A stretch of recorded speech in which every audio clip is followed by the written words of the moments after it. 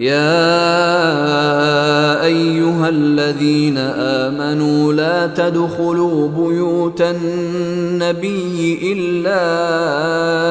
أن يؤذن لكم إلى طعام غير ناظرين إناه ولكن إذا دعيتم فادخلوا فإذا طعمتم فانتشروا ولا مستأنسين لحديث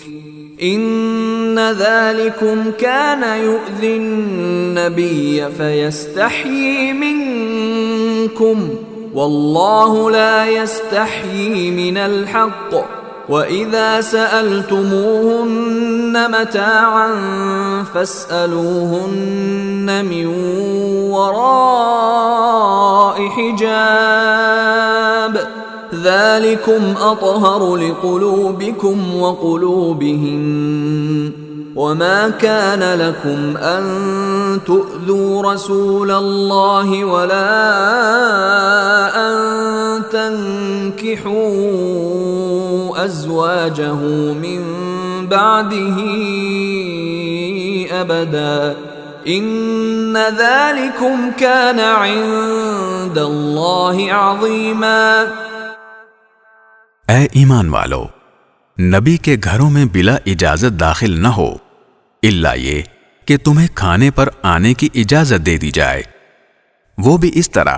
کہ تم اس کھانے کی تیاری کے انتظار میں نہ بیٹھے رہو،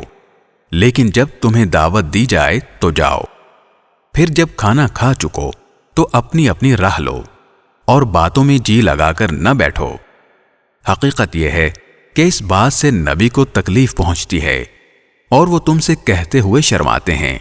اور اللہ حق بات میں کسی سے نہیں شرماتا۔ اور جب تمہیں نبی کی بیویوں سے کچھ مانگنا ہو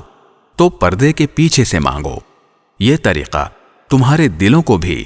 اور ان کے دلوں کو بھی زیادہ پاکیزہ رکھنے کا ذریعہ ہوگا، اور تمہارے لیے جائز نہیں ہے کہ تم اللہ کے رسول کو تکلیف پہنچاؤ، اور نہ یہ جائز ہے